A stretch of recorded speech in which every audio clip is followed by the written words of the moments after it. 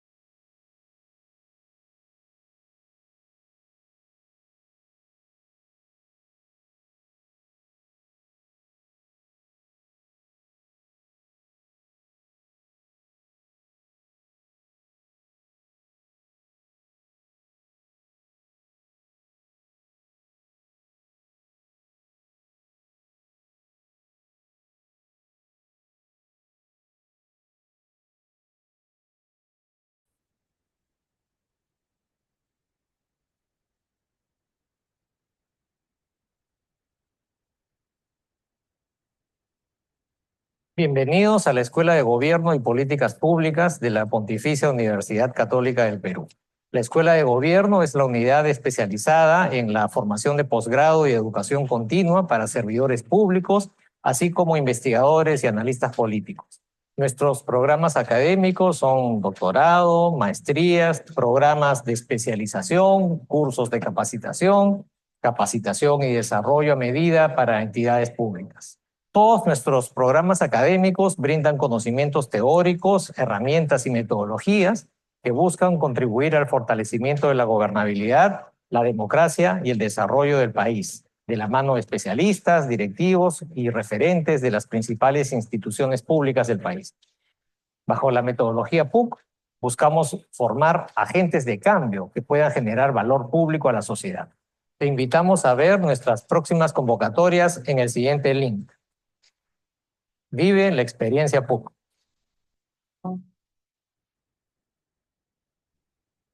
Para afrontar los nuevos retos en el contexto actual, el servidor público debe estar preparado con una sólida formación que le permita desarrollar propuestas innovadoras que den soluciones efectivas y prácticas en beneficio de la ciudadanía.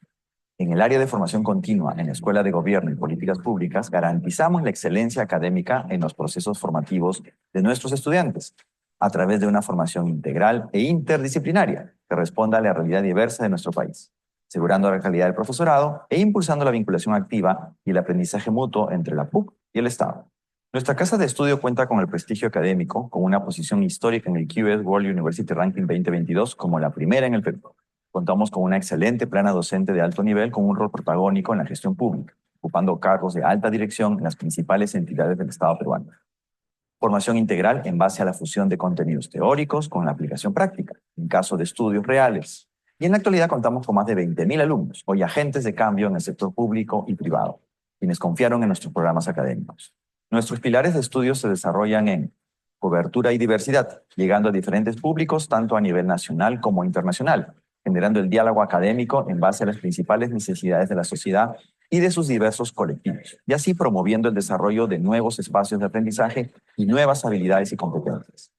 Flexibilidad e innovación, explorando y promoviendo nuevas áreas de aprendizaje y modalidades de estudio. Calidad, desarrollando actividades académicas que respondan a parámetros de calidad educativa, a través de nuestras diferentes propuestas académicas como cursos de capacitación, programas de especialización, diplomaturas de estudio, capacitación y desarrollo a medida para entidades públicas.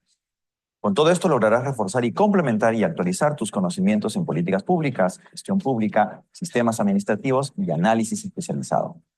Sé parte de los programas de formación continua.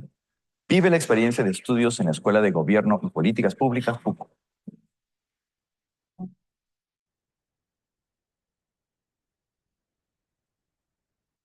En el seminario Ley General de Cáncer, Barreras y Oportunidades, hemos tenido la oportunidad de congregar a distintos actores públicos y privados y de distintos niveles de gobierno nacional, regional y también del nivel operativo para analizar los avances que hemos logrado con la Ley General de Cáncer y sus modificatorias. En el panel central tuvimos la presencia del Ministerio de Salud, del Ministerio de Economía y Finanzas, de la empresa privada y, por supuesto, de la academia.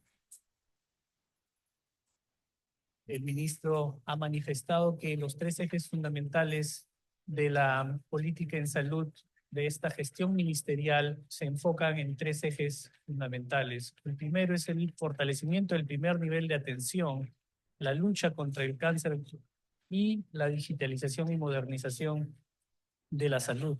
Los tres ejes confluyen específicamente para la implementación de la lucha contra el cáncer. Dentro de los comentaristas incluimos a los gestores de distintos niveles, aquellos que compran los medicamentos, aquellos que los distribuyen, aquellos que los prescriben, pero también a los pacientes. El evento ha sido muy importante porque se han discutido propuestas concretas para poder mejorar los procesos que son tan necesarios. Por ejemplo, en el proceso de la ley de cáncer se han aterrizado propuestas concretas que se van a plasmar en una hoja de ruta y esto va a servir para que se puedan acelerar los procesos, que es algo que falta implementar en el sistema de salud actualmente. Este fue un gran evento que tuvimos acá en la Pontificia Universidad Católica del Perú, donde actores súper importantes del mercado privado, del mercado público, pudieron poner sus puntos de vista y realmente traer cosas más concretas para la discusión de los avances de abastecimiento de los medicamentos y principalmente los medicamentos de innovación, para que los pacientes puedan acceder a un mejor tratamiento acá en Perú. Este seminario nos ha permitido identificar buenas prácticas, retos pendientes, barreras que impiden su plena implementación e identificar los pasos que debemos dar en el futuro para acelerar su proceso de ejecución y asimismo poder dialogar con las nuevas leyes que están en este momento en discusión en el Congreso. Esperamos así poder contribuir con mejorar la efectividad y el acceso a los medicamentos para el cáncer de nuestros pacientes en el Perú.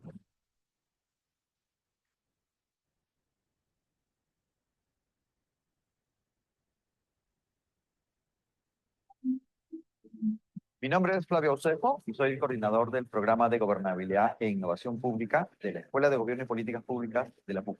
El programa tiene una larga tradición en la Escuela de Gobierno. Se crea el año 2003, en primera edición, y este año, el 2022, es un programa renovado con una participación activa del Banco de Desarrollo de América Latina, acá.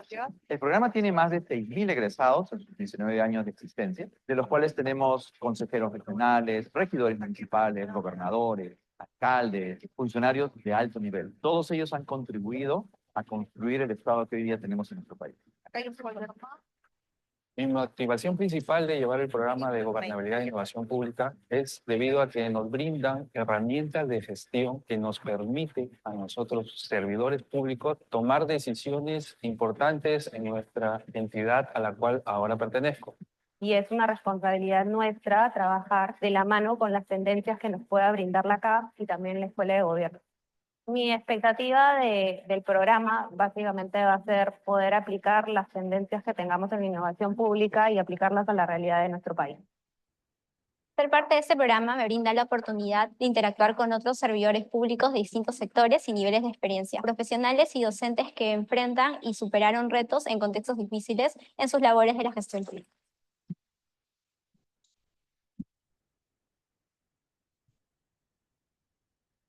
Hola, Susana. Cuéntanos, ¿por qué decidiste estudiar en la Escuela de Gobierno de la PUC? Hola, mi nombre es Susana Gallo, abogada especialista en Derecho Administrativo en el MTC, y quiero contarte mi experiencia en el programa de especialización en gestión pública. Mi motivación fue tener la oportunidad de adquirir nuevos conocimientos que me permitan tener una visión más amplia de la administración pública.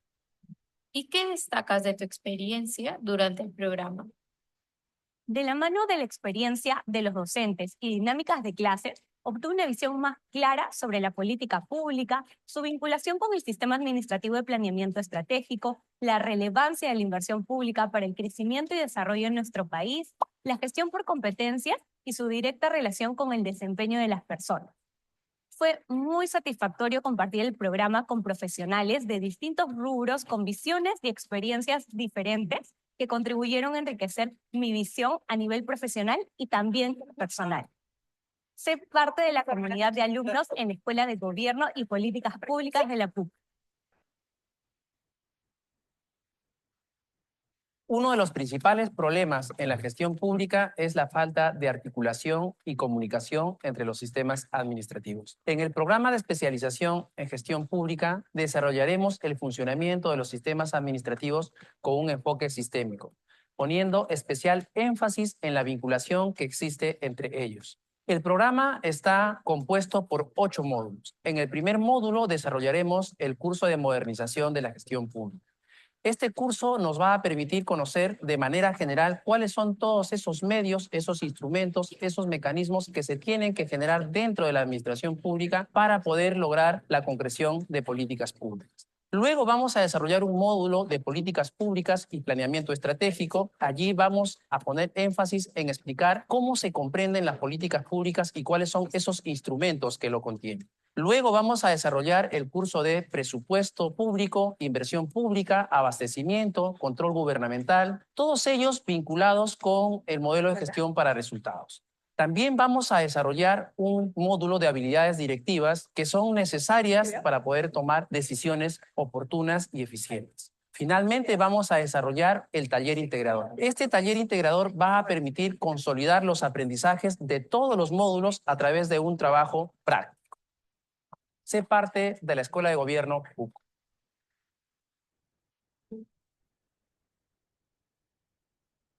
Sería excelente idear un volumen en donde estos docentes de la Universidad de la Casa que han tenido esta experiencia reciente evalúen cuáles fueron sus principales desafíos, sus principales apoyos, qué estrategias tuvieron que utilizar para superar los problemas que se les presentaron, qué tareas quedaron pendientes, qué lecciones pueden sacar también como investigadores y docentes, ¿no? Y una reflexión sobre el diálogo entre el conocimiento académico y la experiencia política práctica.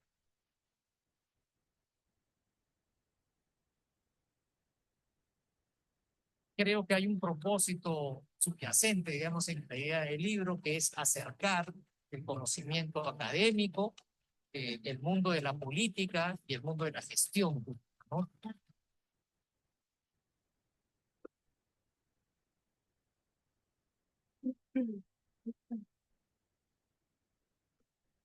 Buenas noches. Muy buenas noches con todos y todas. Mi nombre es Milagros Chirinos y en nombre de la Escuela de Gobierno y Políticas Públicas de la Pontificia Universidad Católica del Perú, quiero darles la bienvenida a cada uno y una de ustedes a nuestra ceremonia de clausura del Programa de Gobernabilidad e Innovación Pública 2024. Quiero contarles que desde el 2003, la Escuela de Gobierno y Políticas Públicas de la PUC, en alianza con CAF, el Banco de Desarrollo de América Latina y el Caribe, vienen dictando en conjunto el presente programa, el cual cuenta a la fecha con más de 6.000 egresados, formando así ciudadanos, ciudadanas comprometidos y comprometidas con el desarrollo y el fortalecimiento de la gobernabilidad de nuestro país. Es así pues que en este 2024 continuamos con nuestro compromiso de formar líderes y lideresas de la región para el desempeño de sus funciones. Y lo que buscamos es que exista un balance que procure involucrar distintos aspectos en sus labores, aspectos sociales, económicos, políticos, de género y ambientales. Cabe resaltar que en este 2024, 423 alumnos y alumnas han egresado satisfactoriamente de este programa. Así que les pido unas palmas para cada uno de ustedes que ha logrado este reto. Aprovecho también para saludar a todos nuestros colegas que se encuentran conectados de manera virtual desde cada uno de los lugares de nuestro país. Bien, esta noche nos acompaña el profesor Flavio Aucejo Castillo, quien es director de Educación Continua de la Pontificia Universidad Católica del Perú. Nos acompaña Santiago Rojas, que es gerente regional norte de CAF, y el profesor Eduardo Derjan, quien se encuentra a cargo de nuestra charla magistral esta noche. A continuación, escucharemos las palabras del director de Educación Continua de la Pontificia Universidad Católica del Perú, el profesor Flavio Aucejo, quien es candidato a doctor en Política Pública y Gestión Pública de la Pontificia Universidad Católica del Perú. Asimismo, es magíster en Regulación de Servicios Públicos de la London School of Economics y magíster en Política Pública en América Latina de la Universidad de Oxford. Es bachiller de Economía de la Pontificia Universidad Católica del Perú y ha sido miembro del Consejo Directivo de la Superintendencia Nacional de Servicios de Saneamiento. Actualmente se desempeña como director de formación continua de la PUC y director de formación continua de nuestra Escuela de Gobierno y Políticas Públicas, también de esta misma casa de estudios. Muy buenas noches, profesor Flavio. Muy buenas noches con todos y con todas. Muchas gracias a Santiago Rojas, representante de CAF, que nos acompaña esta noche. Primero, darles una gran felicitación por haber culminado este programa de gobernabilidad e innovación. ¿Por qué? Porque involucrarse en un esfuerzo formativo toma tiempo. No es una cosa que uno hace así alegremente, ¿no? Y lo hago en mis momentos de ocio. Hay que tener una decisión para que uno pueda involucrarse en una actividad de esta naturaleza, ¿no? Entonces, felicitarles por esa decisión de asumir una responsabilidad de mejorar sus habilidades, capacidades y competencias para poder estar en mejor condición y para poder tener una mayor comprensión de un aspecto que en este momento el país demanda a gritos, el tema de la gobernabilidad, en un contexto de innovación. Entonces, eso sí merece una felicitación grande a quienes nos acompañan aquí físicamente en el auditorio de la Universidad Católica y a todos sus compañeros que nos están siguiendo a través de nuestra transmisión en las redes de la PUC y a través de Zoom, ¿no? Porque este es un programa que hace honor al nombre de nuestra universidad, Pontificia Universidad Católica del Perú.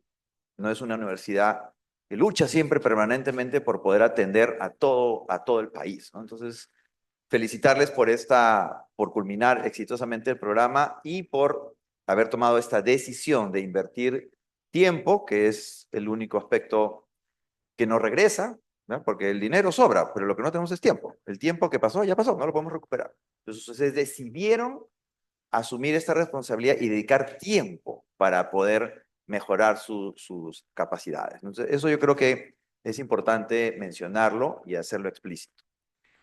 Lo segundo que quiero compartir con ustedes es el hecho que este programa tenemos la confianza de que ha cumplido con algunos de los propósitos que mencioné cuando se inauguró el programa, hace varios meses en realidad, ¿no?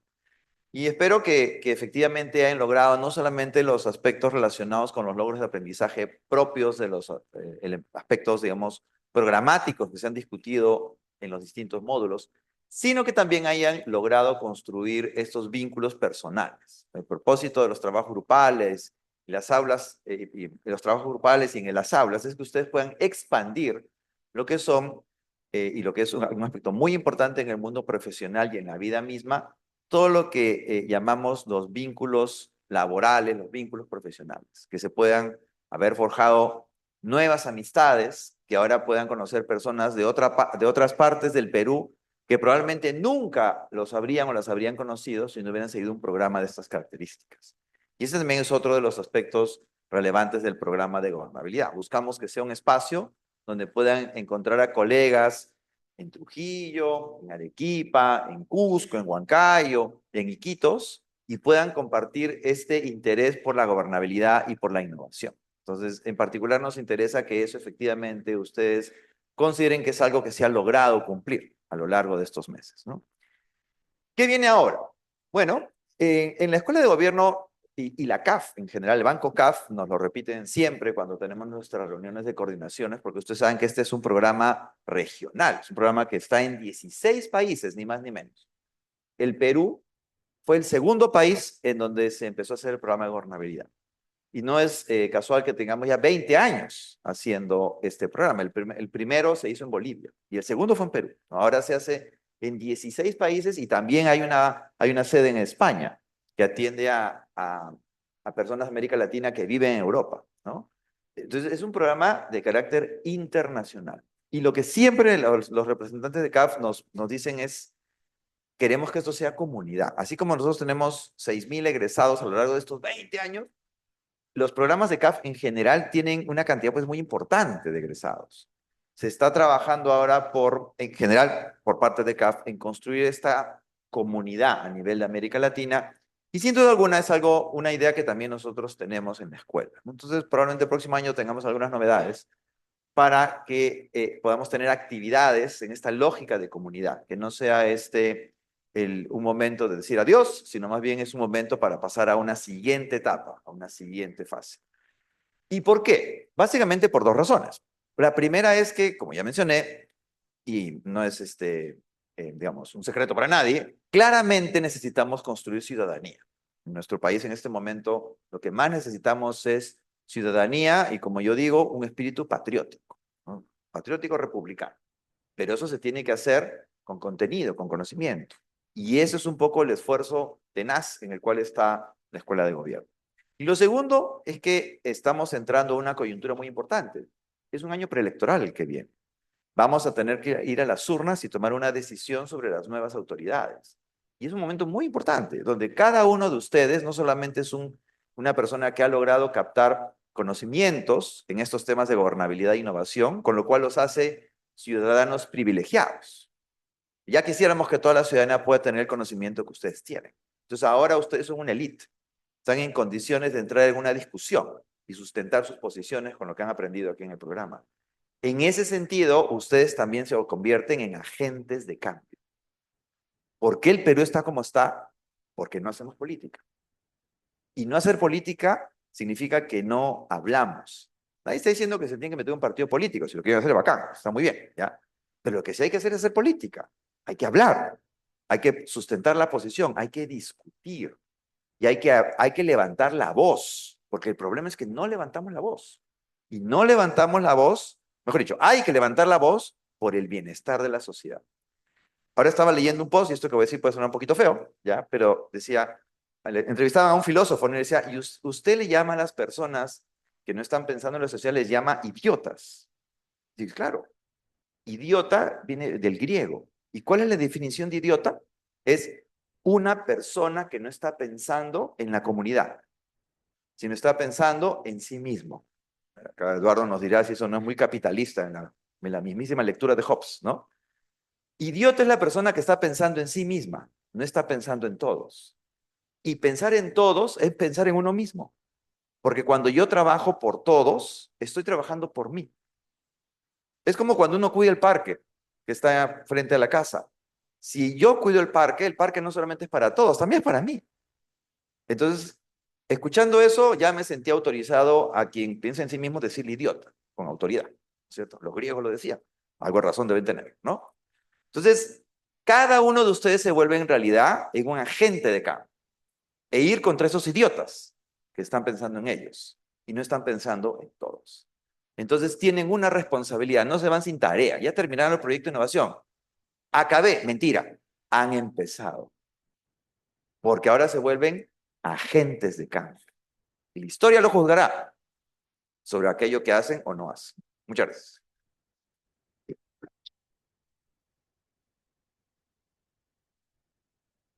Muchas gracias, profesora Ucejo. A continuación, escucharemos las palabras de Santiago Rojas, gerente regional norte de CAF, quien es licenciado en Derecho por la Pontificia Universidad Javeriana y especialista en negociaciones y relaciones internacionales por la Universidad de los Andes de Colombia. Cuenta con una amplia trayectoria profesional en el sector público y privado, desempeñando cargos como representante de CAF en Argentina, ministro de Comercio, Industria y Turismo y viceministro de Comercio Exterior en Colombia. También ocupó el cargo de director general de la Dirección de Impuestos y Aduanas Nacionales, presidente del Banco de Comercio Exterior de Colombia y director jurídico de la Secretaría de la Comunidad Andina en Lima, Perú. Muy buenas noches, Santiago Rojas. Bueno, muy buenas tardes o muy buenas noches a todos. Para mí, en nombre de CAF, Banco de Desarrollo de América Latina y el Caribe, es un honor para poder participar en este acto de entrega de certificados y clausura de esta edición del programa en Gobernabilidad e Innovación Pública, que lo hacemos CAF y la Pontificia Universidad Católica del Perú. Quiero obviamente comenzar saludando y agradeciendo todo el esfuerzo que ha hecho la universidad, a Flavio por su conducto, a Martín Tanaka, a todo el equipo, a Shani, a Violeta que hicieron, y todos los demás que hicieron factible y el éxito de este programa. Agradecer especialmente al profesor Darjan por venir aquí a dar la charla magistral en esta oportunidad y saludar a las autoridades y docentes que se encuentran hoy presentes, a los funcionarios de CAF, pero muy especial a todos ustedes, los estudiantes del programa y ahora flamantes egresados, los que están acá y los que están conectados vía remota. En CAF estamos muy orgullosos de este programa. Ya son 20 países en los cuales lo dictamos este año. Y no solamente en América Latina, sino también en España, como lo dijo Flavio, sino también en otros idiomas. Lo hicimos, por ejemplo, también en Brasil, portugués, y lo hicimos en inglés, en Barbados, Jamaica, Trinidad y Tobago. Así que el carácter internacional también ya se siente. Eso nos ha hecho hacer vínculos y alianzas con 18 universidades en esos territorios. Y pues estamos muy orgullosos y para nosotros es un gran honor que acá en Perú sea con la Pontificia Universidad Católica del Perú. También ya lo ha mencionado Flavio, en Perú siempre hemos tenido una gran participación de estudiantes. Este año son cerca de 500, van a graduar 420 y pico. Y eso ha hecho que sea un número importante, pero queremos que tener más estudiantes en los próximos programas. Porque parte de la labor de CAF es precisamente contribuir a diseminar el conocimiento que hay en la región en esos temas de gobernabilidad y gobernabilidad con innovación. Hace poco, pues ayer, llegué del CADE en Arequipa y realmente sentí que hay una fracción, ¿no? Como un distanciamiento entre lo que es el pensamiento de un grupo empresarial frente al grupo. No hay participación de la academia, tampoco hubo participación de los entes gubernamentales, y yo creo que falta como construir ese diálogo y como bien se ha dicho acá, construir ciudadanía. Flavio lo ha explicado muy bien. Ese construir ciudadanía entre todos nosotros para tener un mejor país, una mejor región, es importante, y parte de la labor de CAF como Banco de Desarrollo es contribuir a ese conocimiento. Estamos convencidos que necesitamos líderes que puedan navegar la incertidumbre, se necesitan líderes que puedan apelar a la inteligencia colectiva de sus comunidades, gobiernos, equipos de trabajo, para diseñar respuestas para que muchas veces no contamos con las herramientas apropiadas y los grandes retos que existen en nuestros países. Por eso desde CAF nos hemos comprometido a fomentar liderazgos más cooperativos, plurales, que construyan en red, que se atrevan a innovar, que sepan incorporar y aprovechar las tecnologías y las ventajas que ofrece la revolución digital para ser más ágiles y transparentes en la gestión. Esperamos haber contribuido en esos 6 meses a lograr pues, este objetivo. Quiero nuevamente agradecer pues, que hayan confiado en CAF para esta actividad para estos estudios y que hayan creído en nosotros para perfeccionar sus capacidades y enfocarse en seguir fortaleciendo su ética de trabajo y su compromiso por tener un mejor país y una mejor región. Los felicito finalmente por su graduación y espero que esos estudios les permitan seguir avanzando en sus carreras y ayudando a sus comunidades a ser más inclusivas y desarrolladas. Muchísimas gracias.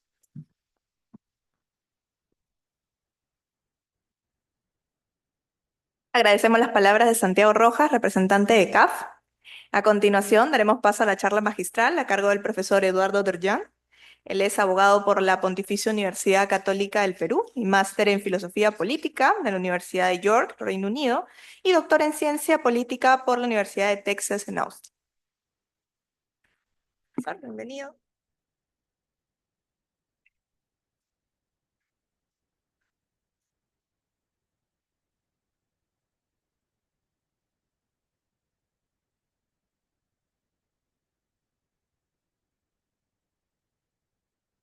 Bien, buenas noches. Comenzar felicitándolos por haber terminado el programa, un programa que personalmente le tengo mucho cariño. Hace años que la CAF apuesta por este programa que llega a un montón de personas en el Perú, fortaleciendo y apostando por lo que es el fortalecimiento de capacidades estatales, que es algo que no es común en nuestro país, lamentablemente, ¿no?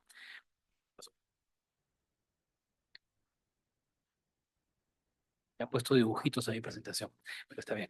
Entonces, muchas gracias a la Escuela de Gobierno y a la CAF por invitarme. Esta es una presentación de un tema, creo que su actualidad, en este momento se va a votar dentro de pocos minutos la prolongación de 6 meses del REINFO, el registro de minería, de proceso de formalización de la minería, artesanal le llaman los que lo promueven, informal, ilegal, le llaman los que se oponen, pero es uno de los temas de los que trata esta charla. Este es un trabajo que estamos haciendo con Paula Muñoz, que es mi colega y esposa, ella es profesora de la Universidad del Pacífico, y desde hace años, cuando llegamos al Perú, ustedes saben, los politólogos suelen estudiar el Estado, los políticos, los partidos, los movimientos sociales, o los grupos de poder que suelen ser los medios de comunicación, la empresa, los militares, ¿no? Pero cuando llegamos al Perú, ya hace varios años después de terminar nuestros estudios, nos dimos cuenta que había un poder en crecimiento que muchas veces era visto como una actividad de sectores de pobreza. Y nos dimos cuenta que era un poder atípico para los niveles normales en América Latina. Y ese poder es el de la informalidad. Es una sociedad que por diversas razones en las cuales no voy a entrar, por hitos y momentos, desde políticas muy centradas en la ciudad para la formalidad y sectores indígenas muy por fuera de la política en el país, a través de los siglos, el siglo XX, luego una crisis económica que devastó la economía, devastó al Estado, Sendero Luminoso, el retroceso de las capacidades del Estado, y luego una reforma neoliberal que se engarza con esa informalidad ya muy alta y de alguna manera confía en que se va a poder ir solucionando ese problema por caminos más bien de crecimiento económico, sin percatarse que la informalidad tiene poderosas razones para mantenerse, continuar, y además, como les decía al inicio, para ganar poder. La informalidad ya no es un tema de pobreza, ya no es un tema de sectores sin recursos, sino se ha convertido en el Perú, en sus diversas manifestaciones, en un tema de actores con poder, de nuevas élites que han aprendido a hacer política, que han aprendido a hacer influencia, que entran al Estado al gobierno regional, al gobierno municipal, al Congreso, a las Cortes, al Poder Ejecutivo, y que por tanto es un tema de alto interés para funcionarios públicos interesados en avanzar, diseñar e implementar políticas públicas en el país. Esta charla busca construir teoría, está pensada en América Latina, pero desde un caso extremo de informalidad. Y busca contestar a la pregunta de ¿por qué se mantiene la informalidad? ¿Cómo se reproduce la informalidad? Hay explicaciones insuficientes desde la economía. La economía suele ver un tema más de incentivos, qué se opone y cómo lograría hacer que la informalidad se reduzca. Y en realidad vemos que en muchos casos eso trasciende los incentivos, tiene mucho que ver con frecuencia más con poder. Y la razón por la que yo soy informal no es un cálculo de costo-beneficio solamente, sino en muchas ocasiones una forma de hacer las cosas con costos más bajos que me permiten tener un desarrollo de actividades más beneficioso. Entonces, con frecuencia cuando se dice para combatir la informalidad de oro hay que buscar alinear los intereses para que todos quieran ser formales. ¿Por qué voy a ser formal si una formalidad me va a elevar costos demasiado? Y los que tienen de alguna manera ya el control de la actividad no lo van a hacer. Tampoco, aunque es muy importante, tampoco es un tema solamente de capacidad del Estado. Es fácil decir, en América Latina muchos estados son débiles y por tanto no debería sorprendernos que sea muy difícil implementar políticas contra la formalidad. La política es mucho más compleja que eso. Con frecuencia, estados tan débiles como el nuestro han logrado históricamente combatir la informalidad y reducir sus niveles.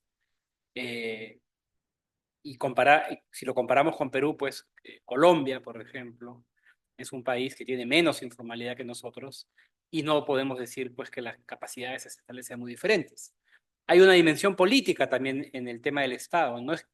No es siempre que el Estado haga algo o no haga algo por su capacidad. A veces hay negociaciones políticas de por medio. Hay una forma de ver los problemas políticamente. Cuando se decide liberalizar el transporte y crear una formalidad de bajo nivel, vamos a ver eso también, la formalidad que tenemos en el transporte en Perú es una formalidad de muy bajo nivel, tanto que a veces no se distingue la informalidad con respecto a daño al medio ambiente, ausencia de seguridad laboral, accidentes, la formalidad de bajo nivel que podemos tener en el transporte. Por ejemplo, cuando se decide abrir esa puerta de liberalizar el transporte, se hizo pensando en que se quería evitar el costo económico del shock y el costo económico del ajuste estructural en su momento en el Perú, en los años 90. Y se dijo, ¿cómo le doy trabajo a la gente sin yo crearlo? Liberalicemos el transporte, que sirva como una especie de válvula de escape. Y el legado de eso es lo que vemos hasta ahora en muchos casos. Lo poco formal que había de transporte se pierde, se bajan los requisitos de formalidad, se crea un transporte que, de nuevo, no se trata de ir a Dinamarca, Holanda o Estados Unidos, sino basta con ir con algunos países de la región y bien que tienen un transporte público de mucha mejor calidad que nosotros, ¿no? Entonces, no es solo la economía, hubo enorme crecimiento económico en Perú en las primeras décadas de este siglo y la informalidad ni la rascaste, se mantuvo alta. No es la capacidad del Estado, con frecuencia, no es, mejor dicho, es muy importante la capacidad del Estado, porque la capacidad del Estado es central para formalizar, para desarrollar políticas, pero no es solamente eso, y más bien la pregunta es, ¿cómo así esta informalidad se mantiene en el tiempo y es tan resiliente a las políticas que buscan controlar? Entonces vamos a plantear algunas preguntas que guían este estudio que estamos haciendo. Por ejemplo, ¿por qué los esfuerzos para promover la formalización y regular mejor las actividades formales pueden producir a veces más informalidad? ¿Cuáles son los desafíos de los reformadores y burócratas al implementar nuevas políticas y regulaciones en sociedades altamente informales? O añadiría de formalidad baja. Y eso es algo clave, ¿no? En el Perú, en muchos casos tú tienes formalidad, pero una formalidad de tan bajo nivel que en realidad tienes todos los problemas o muy similares a los que tienes con la informalidad. ¿De qué formas y por qué razones una sociedad informal resistirá a cambios que, en teoría, deberían producir mayor bienestar para la población? ¿Por qué diablos? Yo venía hoy día, me demoré, además, no sé cómo han hecho los alcaldes para vencer al Waze. El Waze ha sido derrotado por Lima. Me mandó para salir por Armendáriz, estaba cerrada Armendáriz. Me mandó por Barranco, estaba cerrada la otra vía para salir. Porque han cerrado también en la prolongación de la vía expresa. Y yo no puedo ir por abajo, me fui por el Sanjón para venir acá, ¿no? Y de pronto Javier Prado colapsada, ¿no? Y ya, casi que decía 35 minutos, fue hora y cuarto, creo, hora y media para allá. ¿Ya? Entonces, ¿por qué vivimos con ese transporte? ¿Por qué vivimos con un transporte que hay unos grandes buses ahora en algunos corredores, pero les corren unos carritos más pequeñitos, taxis colectivos o combis ilegales, informales, haciendo el servicio? ¿Cuáles taxis son formales y cuáles no? Sabemos por los colores, por la circulina, y el resultado es un colapso del tránsito en la ciudad, ¿no? Y de nuevo, no se trata de ir a Holanda, a Bélgica. En México es un desastre, pero no es tan desastre. En Colombia es un desastre, pero no es tan desastre, ¿no? En Chile va mucho mejor, ¿no? En Sao Paulo va mucho mejor. ¿Qué hace que hayamos llegado a ese sistema? Pero, a pesar de que todos reconocemos que es un sistema desastroso, no podemos reformarlo. Es costoso, problemático. Y con frecuencia, cuando uno quiere reformarlo, ¿se acuerdan cuando hicieron los corredores?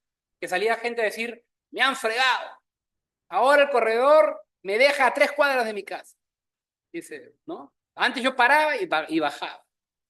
¿Qué pasa? Porque no es solamente un tema, vamos a ver, en el cual la resistencia al cambio venga de personas que se benefician del sistema. También a veces los propios usuarios del sistema ven ventajas en ese sistema que para nosotros puede ser un desastre, pero que les da ciertas ventajas y por tanto lo van a defender. No es solamente quienes se benefician, sino también a veces los usuarios.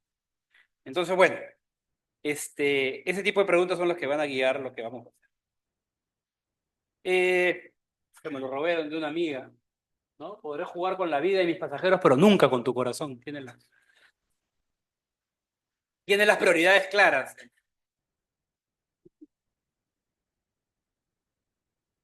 Amiga Yulana Espinosa, me le robo. ¿Por qué el Perú es un caso interesante para estudiar la reproducción y la continuidad de la informalidad y por qué nos interesa como funcionarios públicos trabajar? Una muy alta informalidad comparada en América Latina, motivada por diversos procesos, como les decía, a través de su historia, un país con una creciente centralización, con una mayoría indígena que no fue incorporada en los canales formales laborales en muchos casos, políticas muy urbanas que no llegaron al campo. Luego, un proceso de reforma de mercado neoliberal que apuesta mucho por la desregulación para avanzar una serie de políticas públicas, reformas, y que no vio la informalidad como uno de sus temas centrales, de principal preocupación, ¿no? De alguna manera, esos diferentes procesos llevan a que iniciemos el siglo XXI con una informalidad altísima, ¿no? Por informalidad me refiero a esas actividades que la ley las regula de una manera, pero no se cumple la ley. La actividad económica en diferentes campos se hace de una manera que no cumple con la ley. Y de nuevo, voy a insistir mucho en esto porque es un rasgo del Perú. También tenemos casos de formalidad, pero una formalidad de muy bajo nivel, ¿no? Hemos puesto niveles bajos, tal vez para poder cumplirlos, ¿no? Pero nos lleva a un mundo en el cual la actividad se parece mucho a una actividad informal, ¿no? El transporte es el mejor ejemplo. El transporte se asienta desde los años 80, el modelo un modelo por el cual el dueño de la ruta muchas veces no tiene buses, sino que recibe unidades que son propiedad de alguien más y las opera un chofer que entonces es el dueño del bus, ¿correcto? Entonces, no hay claramente quién es el responsable, todos compiten por los pasajeros, y ese sistema que se va sentando en los 70, 80, con la liberalización de los 90 se volvió más general. Y cuando ya lo quieres afectar, o sea, cuando lo quieres cambiar, ¿qué pasa con ese sistema, no? Que cada carrito que pasa por Lima va a pasar por algunas arterias centrales, ¿no? Principales de la ciudad, colapsando.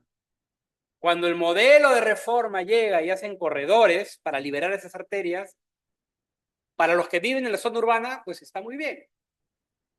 Más rápido. Pero para los que viven en zonas que antes tomaban un solo bus para llegar a su casa, ahora tienen que tomar 3, ¿no? Llegar al corredor, ir al corredor. Entonces,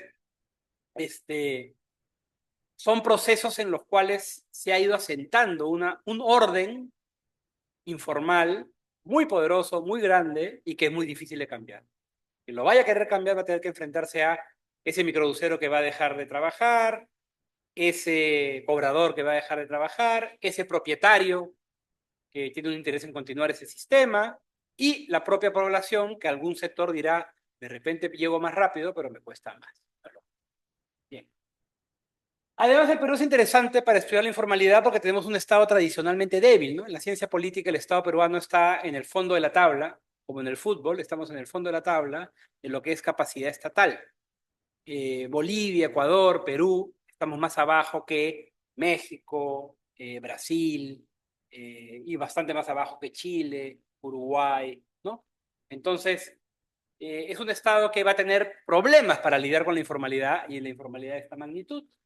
Y además, hay partidos políticos débiles, de horizontes cortos. Generalmente para intentar estas reformas grandes, como atacar la informalidad y construir un servicio público de mejor calidad y garantizar que se implementen las normas y se cumpla con la ley, requieres políticos mirando el mediano plazo. Si el político está muy atrapado en intereses chiquitos, se junta con otros para defender sus únicos intereses y no una mirada de más largo plazo, menos interés en este tipo de políticas que requieren un montón de trabajo. Estas preguntas quedan en manos de algunas burocracias, algunos políticos, pero en general es un terreno fértil, el Perú, creemos, precisamente para que la informalidad continúe. Van a ver por qué. Lo que les decía, formalidad de bajo nivel, se lo voy a repetir varias veces. Y tenemos, digamos, lo que les voy a presentar hoy día son algunos casos de transporte, propiedad del suelo, minería informal, como casos que demuestran un poco los argumentos que les quiero presentar. Entonces, para discutir por qué la informalidad se mantiene,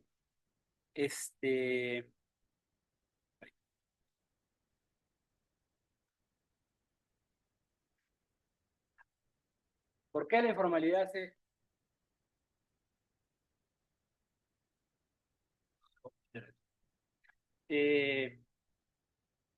mantiene? Vamos a discutir lo que llamamos 4 razones teóricas, si quieren, por las cuales se mantiene la informalidad. Y la primera es una que le llamamos adaptación, flexibilidad. ¿Correcto? Adaptación, sí, puede ser. El experto. Ahí, muchas gracias. Adaptación, flexibilidad.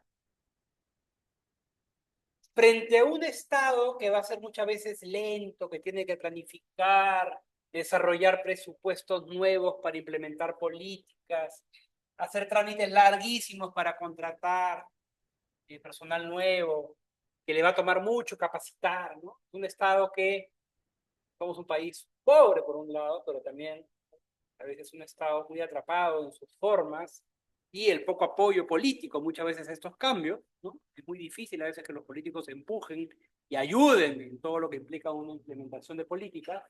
Los actores informales, por su propia naturaleza, por la forma en que funciona la economía, por esta debilidad estatal, se pueden adaptar muy rápido a los intentos del Estado de controlar la normalidad.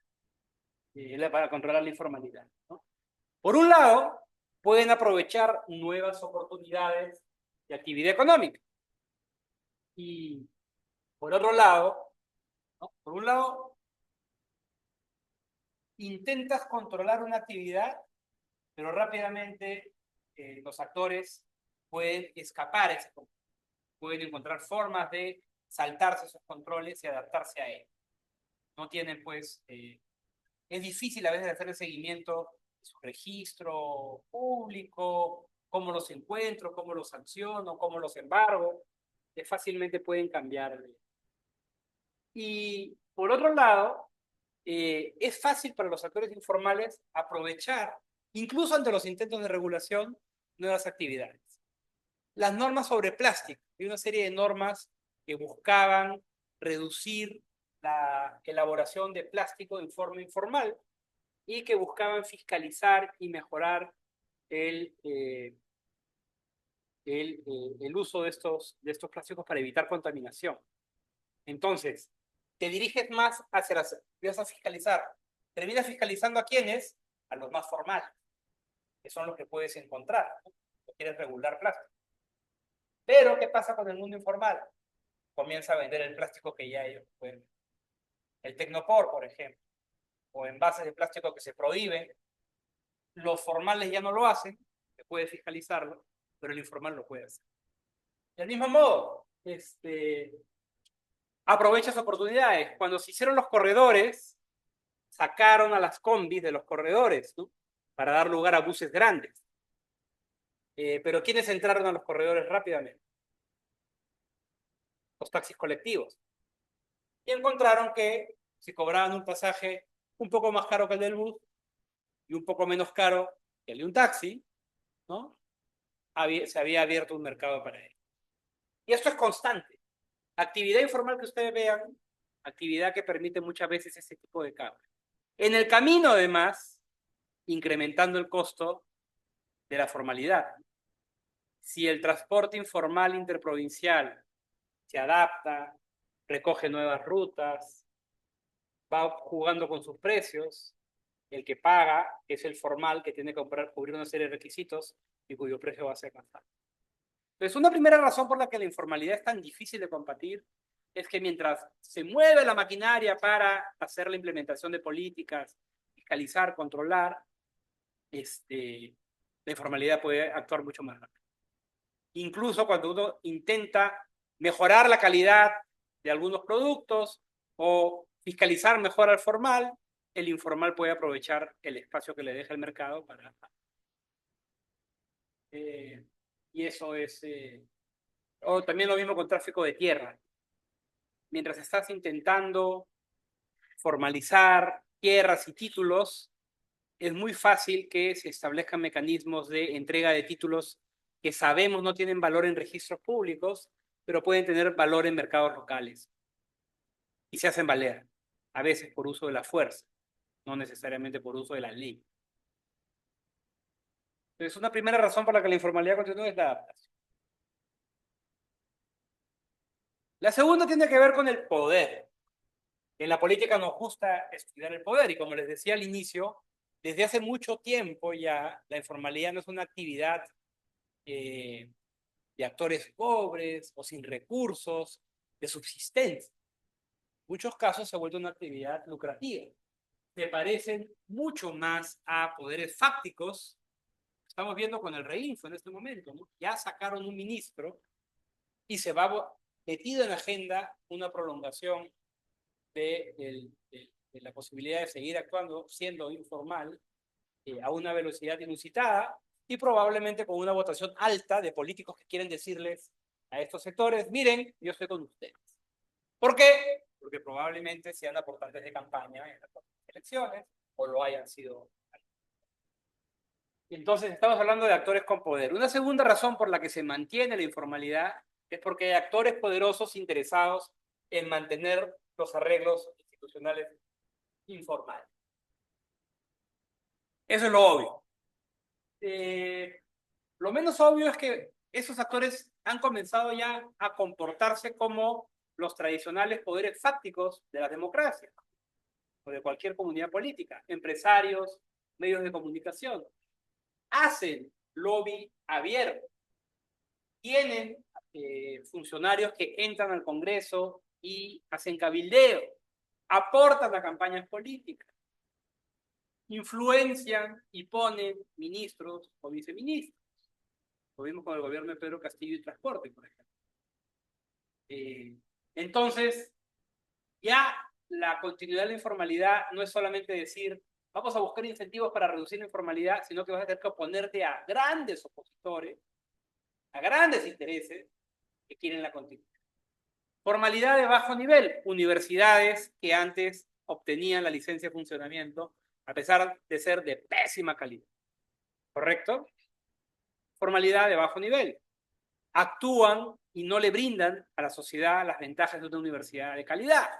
Lograste desarrollar una reforma universitaria, pasaste con las justas en el Congreso la reforma, comenzó a funcionar la SUNEDU, hubo un incentivo para que los regulados se unan, actúen en conjunto, públicas, privadas, y peleen para reducir los estándares de calidad. Ya, no es un caso de informalidad propiamente dicho, pero sí un caso en el cual una formalidad de bajo nivel ha logrado mantenerse y derrotar a la reguladora para que sea, pues, una garantía de bajo. No es una reguladora que busca elevar, sino aceptar lo que hay. Es mi impresión sobre lo que ha pasado con la reforma universitaria. Hay que tener una mirada dinámica de estas cosas, ¿no? Porque ese poder se crea. Ustedes saben que así como la política crea políticas públicas, eso que nos dice, quiere decir que cuando tenemos grupos políticos que quieren poner las políticas que les gustan y desarrollarlos, con frecuencia la política pública también crea política. ¿A qué se refiere eso? Si tengo política pública que dirige recursos a algunos sectores o tolera la actividad de algunos sectores, con frecuencia esos sectores se van a fortalecer. Va a cambiar el poder político porque les ha dado más poder a estos actores. Una reforma que liberaliza el transporte va a crear actores con interés en mantener esas reglas de liberalización y le va a dar más recursos. Una reforma que permite que, con la promesa de formalización, pueda seguir extrayendo oro, lo que va a generar es que crezca el poder de esos actores que pueden usar la promesa de formalización para que no lo fiscalicen. Una norma que permite que puedas procesar oro y meterlo legalmente al sistema sin pedir ninguna garantía de que ese oro es legal, va a fortalecer eso. Entonces la política pública también crea política y con frecuencia el Estado se ve desbordado o prefiere no meterse o, como ya estamos viendo en algunos casos, deja pasar porque ve que hay grupos de interés y grupos de políticos de mucho poder. Piensen en lo que fue la revocatoria de Susana Villarán. Los transportistas afectados por la reforma de transporte se opusieron a la continuidad de la alcaldesa. De nuevo, les puede gustar Castañeda, les puede gustar Susana Villarán, no es mi punto. Mi punto es que hubo un poder que al verse tocado reaccionó. Los eslogans de campaña del alcalde Castañeda cuando quiso volver a ser alcalde eran unas fotos haciéndole así al grupo Orión, ¿no? Este grupo de pequeños buses que fue afectado por la reforma. ¿Correcto? Entonces, estamos hablando de actores con mucho. Y la inacción del Estado permite que este poder siga creciendo. Minería informal, universidades de bajo nivel, como les decía, una formalización de bajo nivel, madereros ilegales, pesca ilegal, oro ilegal e informal, ¿no? Son todas actividades en las cuales transportistas que han presentado un montón de proyectos de ley para limitar el poder de la ATU, que han logrado maniobrar para que se legalice el taxi colectivo. Han tenido más éxito que muchas veces lo que tienen los poderes fácticos tradicionales.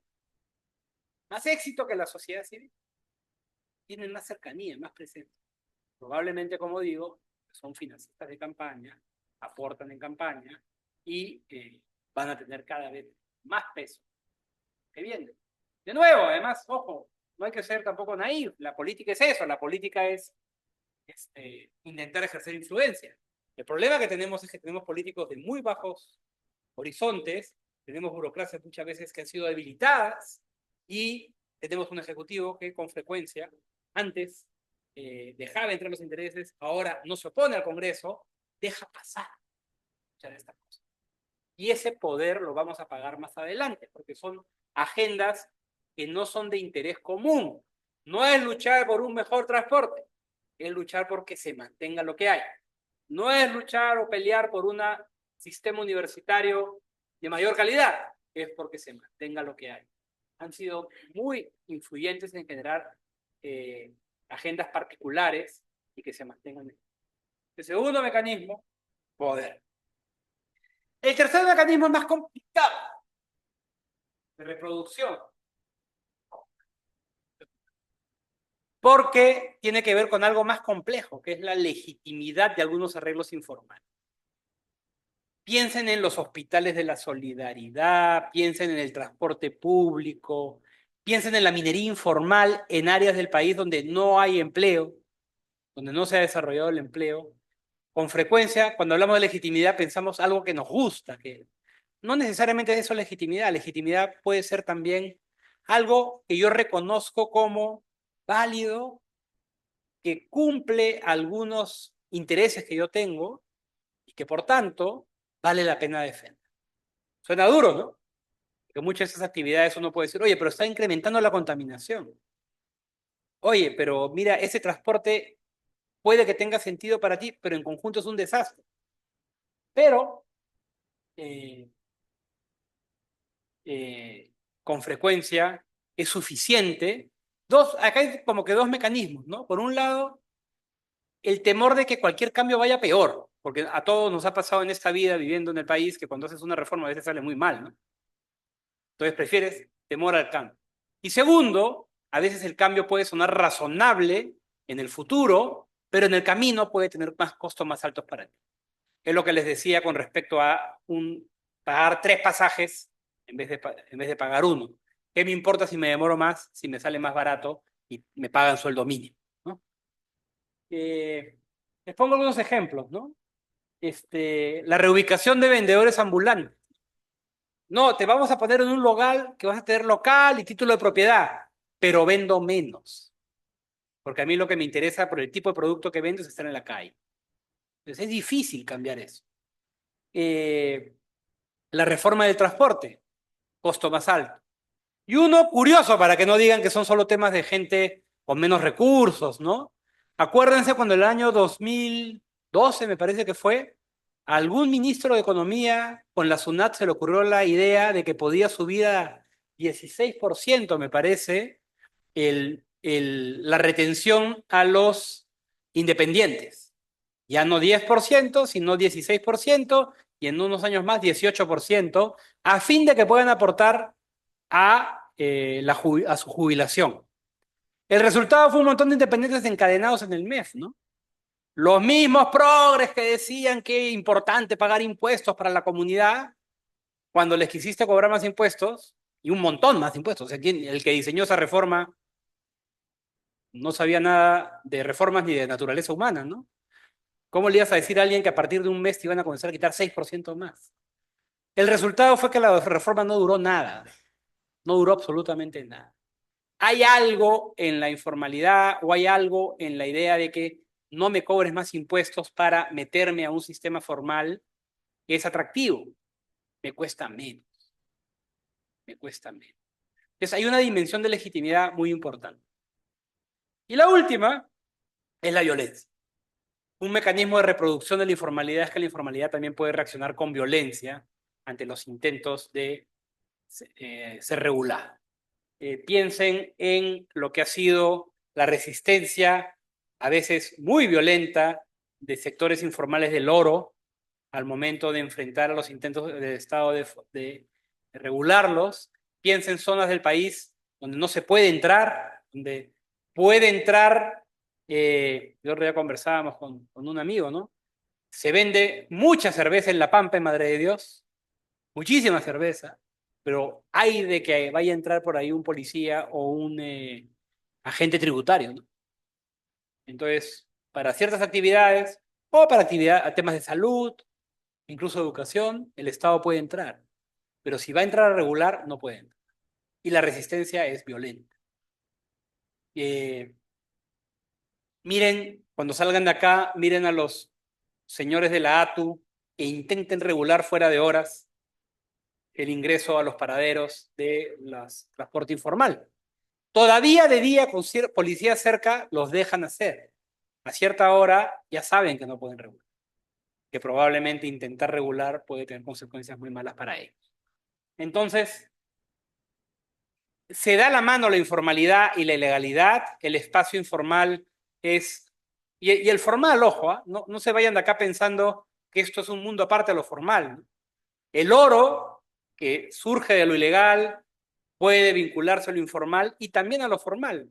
Se compra ese oro en joyerías, se compra en plantas procesadoras y entra al sistema con bastante facilidad, ¿no? El tráfico de terrenos, ¿no?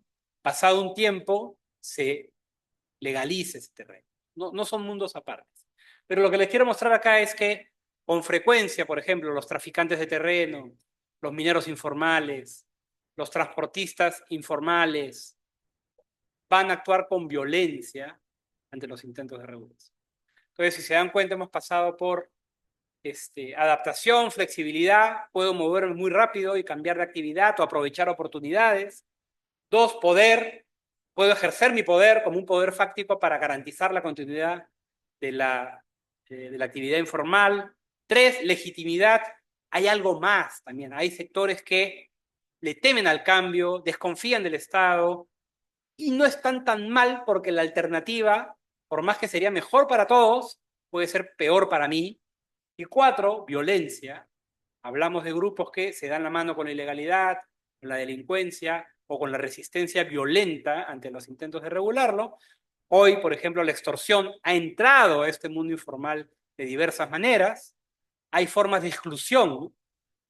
La ATU no puede excluir a los que entran en ciertas vías de Lima, pero los actores mafiosos que controlan las vías sí pueden excluir a los que se meten. Imaginen eso. Hay un sistema social más efectivo que el Estado para excluir quién está o no en la vía, ¿no? Y es bastante poderoso. Conclusiones. La literatura de ciencia política, economía política es muy importante para entender la resiliencia de la economía informal. Es algo que tenemos que comenzar a pensar como país por los costos que está teniendo en diversos aspectos. Por el mismo poder, no se trata de pensar que podemos hacer una gran cruzada contra la informalidad, porque probablemente en muchos espacios lo que se requiera sea adaptación, negociación e implementación sostenida para poder combatir algunos de estos temas, ¿no? Pero para funcionarios públicos, burocracias, debería estar en el centro de pensar cómo implementar estas cosas mucho de lo que se conoce en literatura de implementación, de ciencia política, de economía política. Es muy importante para que los reformadores entiendan a lo que se enfrentan, para que los políticos que quieran cambiar las cosas entiendan a lo que se enfrentan, porque además, ante la ausencia de partidos programáticos y ante la debilidad del Estado, hay que buscar alianzas amplias y probablemente ir de a pocos pensando en regular estos temas. Y finalmente, este mundo de informalidad que continúa también nos ayuda a pensar por qué hay países en América Latina como Uruguay donde la formalidad continúa. Probablemente porque hay mecanismos similares. El transporte, si se mete un transportista informal, el transporte formal lo va a expulsar. Hay poder detrás, ¿no? Hay legitimidad detrás. No se va a tomar un auto informal. Hay también violencia, probablemente, de la formalidad contra la informalidad. Entonces, son mecanismos espejos, si quieren, para explicar cosas bien diferentes, pero probablemente una vez que logre cierto grado de formalidad, esos mecanismos pueden ayudar a mantener un sistema más formal. Y lo podemos ver, como les decía, en el caso de Uruguay, donde las actividades informales tienen una sanción social y una sanción estatal mucho más claramente. Bueno, muchas gracias.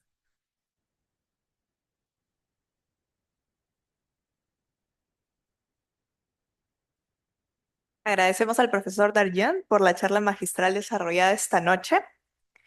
Bien, a continuación daremos paso al reconocimiento al mérito académico y al mejor proyecto de cada una de las 8 aulas que hemos tenido dentro de nuestro programa de gobernabilidad e innovación pública.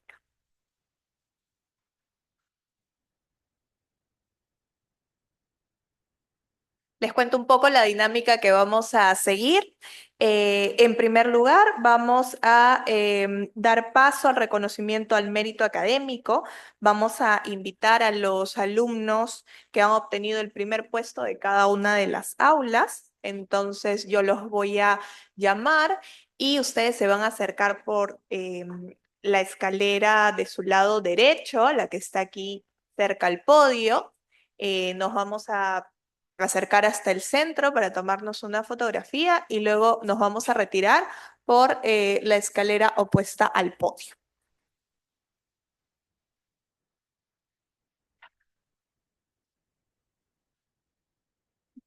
Estimado Santiago, profesor, los invito aquí al frente para que nos ayuden con la entrega correspondiente. Invitamos también a la profesora Cintia para que nos acompañe esta noche. Ella nos ha estado acompañando a lo largo de cada una de las clases en nuestro programa.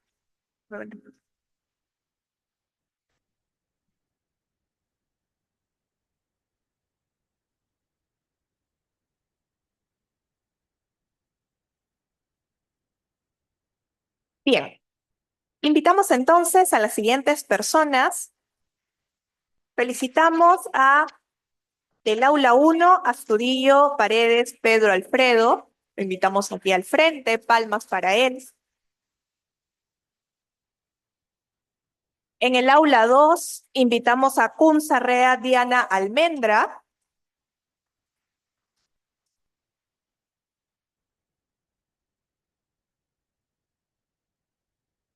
Y del aula 3, invitamos a Flores Rodríguez Leida Cara.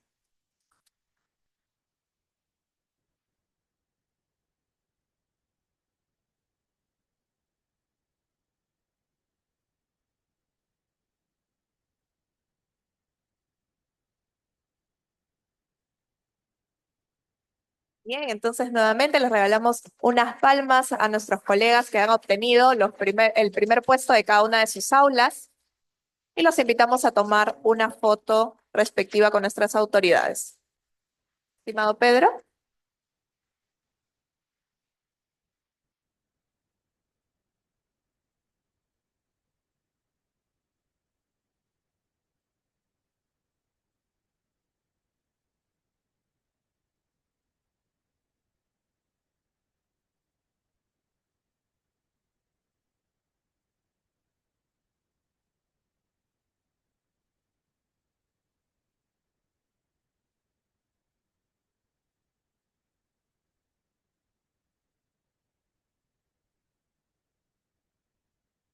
Bien, ahora invitamos a Keigel Anthony Nina Aguilar, habiendo obtenido el primer puesto del aula 5. E invitamos a Elvia Anaís Cifuentes Menacho, quien obtuvo el primer puesto del aula 7.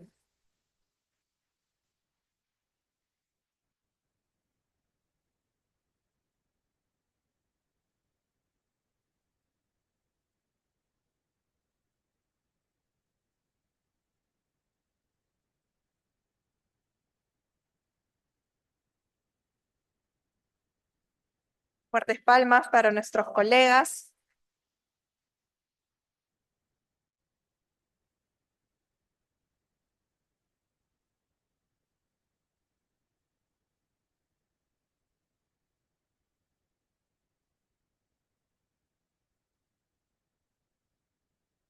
Muy bien, vamos a continuar con la premiación. Muchas gracias. Ahora damos paso al reconocimiento al mejor proyecto de cada aula. De igual forma, por favor, a medida que vayamos nombrándolos, pueden acercarse por su lado derecho al frente. Bien, del aula 1 queremos felicitar al proyecto AgroRed Familiar, Red de Información de Agricultura Familiar. Por favor, invitamos a Arostegui Sánchez Víctor, Arratea Quispe Mario Edi, Isayac Claudia Marlene, Astocóndor Espinosa Susana, Astudillo Paredes Pedro y Auber Carreño Roberto. Felicitaciones al grupo que ha obtenido el primer puesto en el aula 1.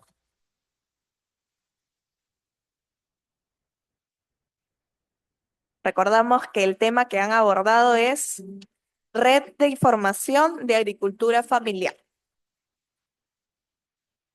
Su proyecto denominado AgroRed Familiar. Fuertes palmas para nuestros colegas.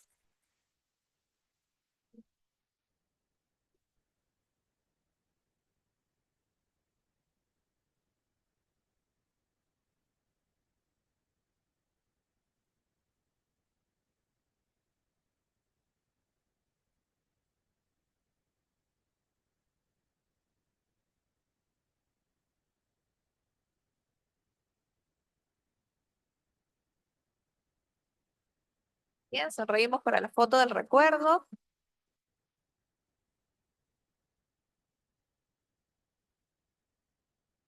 Muy bien, felicidades al grupo AgroRed Familiar. Invitamos ahora al grupo ganador del aula 2. El tema presentado fue Interseñas orienta tu empleo. Tecnología al servicio de las personas con discapacidad auditiva. Invitamos aquí al frente a Cueva Quispe, César Augusto, Unurruna Cruz Madi, Cunzarrea Diana, Salinas Maguiño Milagritos y Silva Capurro Mario. Felicitaciones al grupo ganador del aula 2 como mejor proyecto. Interseñas orienta tu empleo.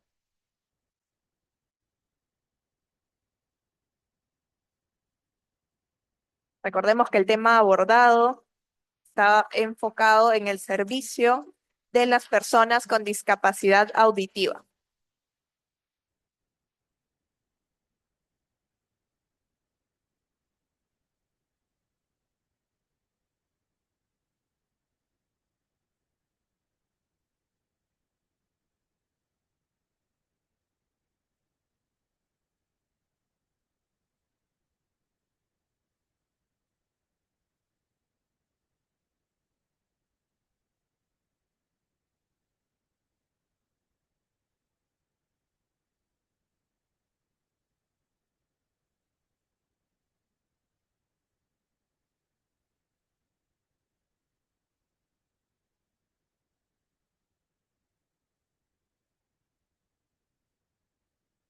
Bien, recordemos que el grupo ganador del aula 2 abordó el tema de tecnología al servicio de las personas con discapacidad auditiva.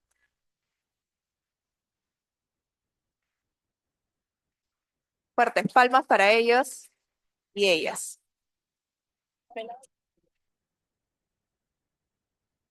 Bien, vamos a premiar a continuación al grupo ganador del aula 3 con el tema de acceso a áreas verdes del distrito de Villa El Salvador en Lima. Invitamos al frente a Flores Galindo Sara, Flores Quiroz Yuri, Flores Rodríguez Leida, Flores Timoteo Claudia, Flores García Nelly y Galván Portocarreño María del Carmen. Felicitaciones al grupo Acceso a Áreas Verdes del distrito de Villa El Salvador.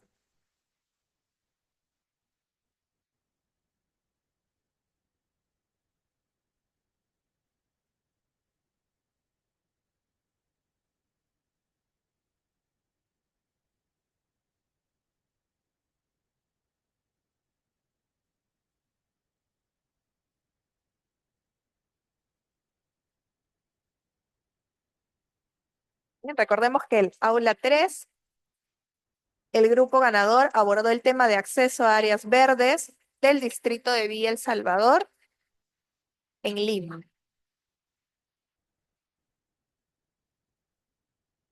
Bien, felicitamos nuevamente fuertes palmas para los dos representantes del grupo que hoy se encuentran presentes en nuestro auditorio.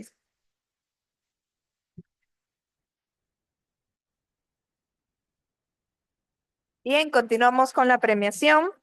En esta oportunidad, en el aula 4, vamos a premiar al grupo que abordó el tema de plataformas de acceso a la información sobre salud sexual reproductiva Conocer para decidir.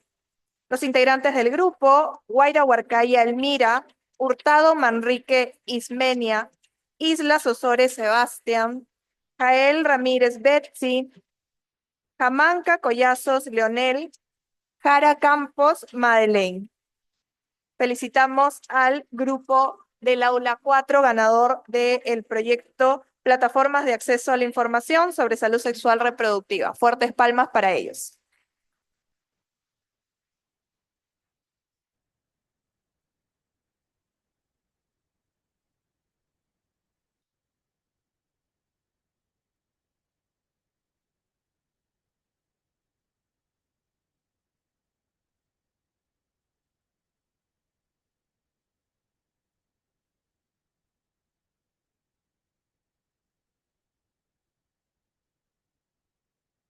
Bien, nos encontramos premiando entonces al mejor trabajo grupal del Aula 4 con su proyecto Conocer para Decidir, orientado a la información sobre salud sexual reproductiva.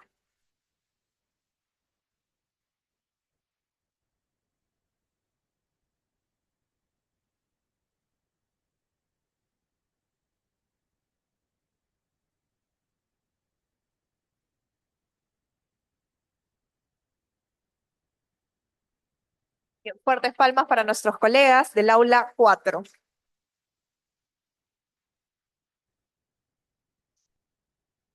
Muy bien, pasamos a la premiación del Aula 5. El tema abordado fue Modelo Integrado del Servicio de Transporte, el Metropolitano, un transporte de calidad. El grupo, conformado por Narváez de la Fuente Jaime, Negrillo Guevara Harley, Nieto Hinojosa Luis Manuel y Nina Aguilar Heller Anthony.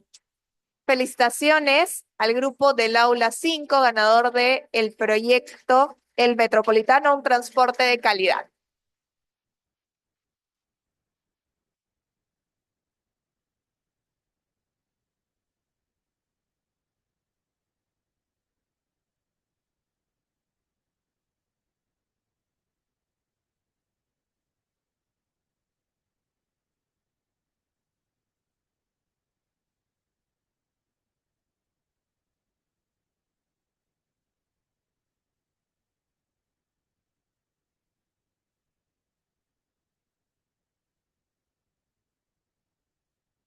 Bien, fuertes palmas para nuestros colegas. Ellos han abordado el tema de transporte, el servicio de transporte a través de su tema El Metropolitano, un transporte de calidad. Muy bien, continuando con la premiación, vamos a llamar a los integrantes del grupo ganador del Aula 6 con su tema Yashani. Invitamos entonces a Ramírez Choquehuanca Juan, Ramírez Lazo Fernando, Ramos Grimaldo María Paz, Ramos La Rosa Patricia, Ramos Meneses Naxisa y Reyes Nainaldi Karen. Felicitaciones al grupo del Aula 6 con su tema Yashani. Fuertes palmas para ellos.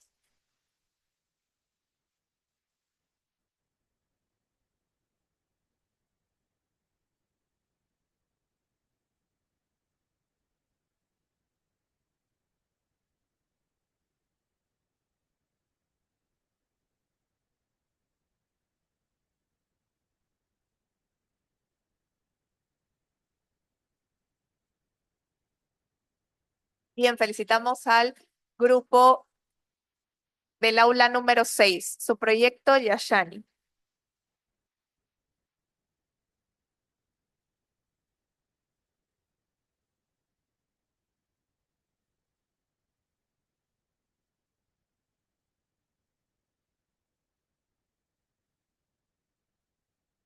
Bien, fuertes palmas para ellos.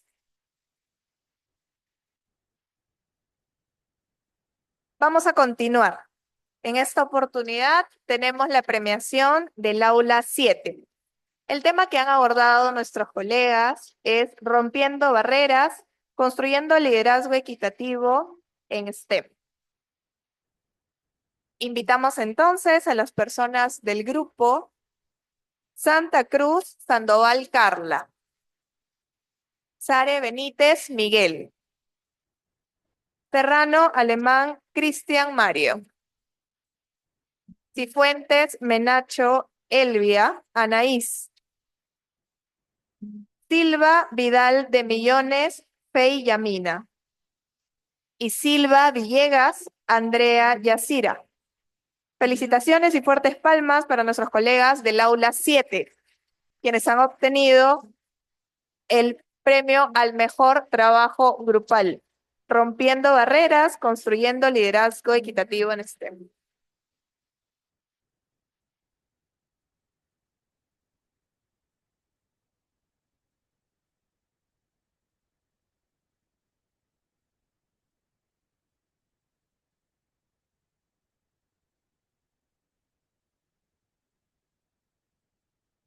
Bien, fuertes palmas para nuestros colegas del aula 7. Para finalizar la premiación, vamos a invitar a nuestros colegas del aula 8. Ellos han abordado el tema de disminución de la alta resistencia en el consumo de alimentos ricos en hierro y al uso de suplementos de hierro que incrementan la presencia de anemia en niños menores de 3 años en la provincia de San Ignacio, Cajamarca. Invitamos entonces al frente a Achutegui Yogyakarla, Capuñán Arrascue Diego, Macedo Vaca Silva, Quispe Salazar Reider, Tocuaya Sotomayor Patricia y Urbano Donaire Romy. Felicitaciones al aula 8.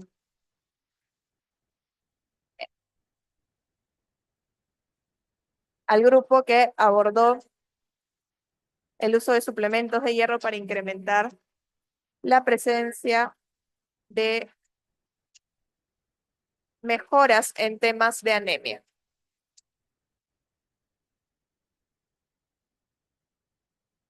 Agradecemos a su representante que el día de hoy nos acompaña en el auditorio y a quien brindamos fuertes palmas.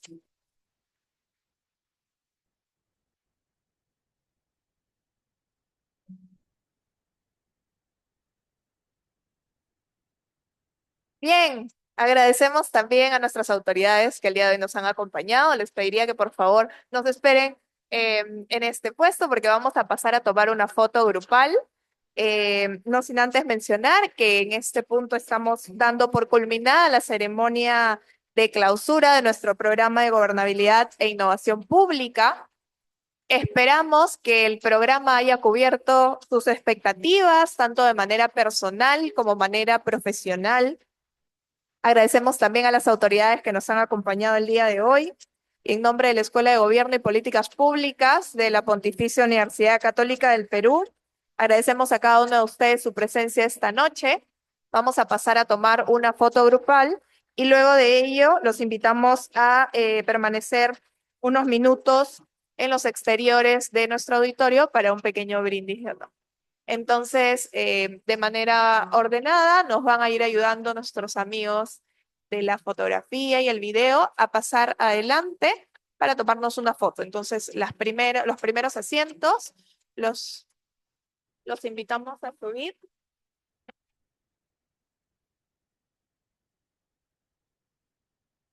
Ok, perfecto. Entonces, la foto va a ser desde aquí. Los invitamos a mantenerse en sus sitios. A nuestras autoridades los invitamos a tomar asiento en las primeras filas.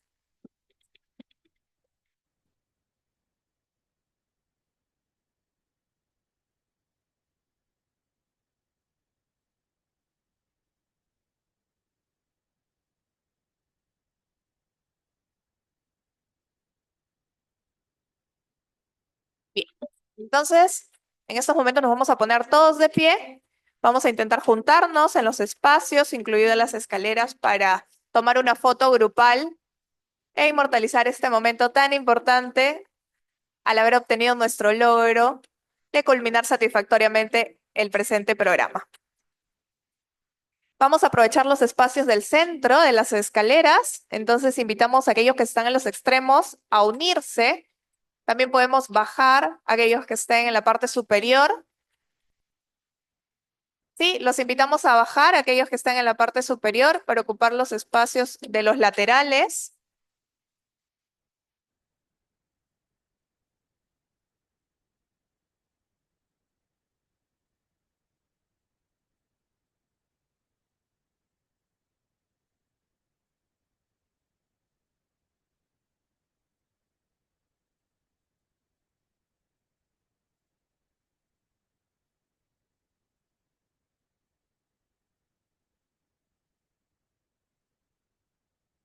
Perfecto. Ya una vez ubicados, vamos a sonreír y vamos a mirar a la cámara del centro. Vamos a sonreír y nos van a ayudar con la foto final.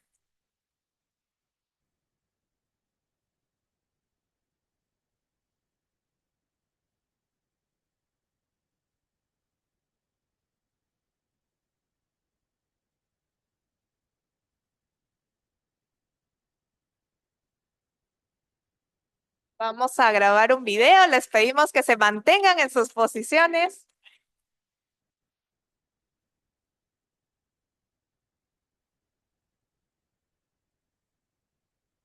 O programa, programa y sí, está bien. Programa, listo.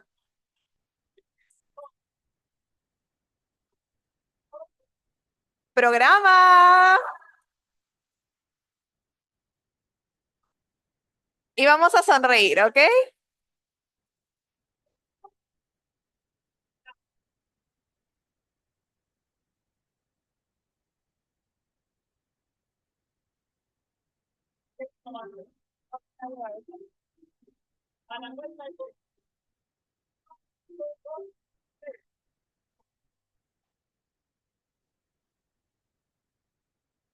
Muchas gracias.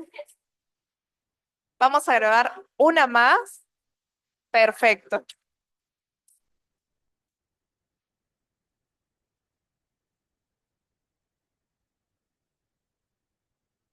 Bien, fuertes palmas para cada uno de nosotros. Muchas gracias por acompañarnos esta noche y los esperamos en los exteriores del auditorio para un compartir y un brindis. Buenas noches con todos y todas.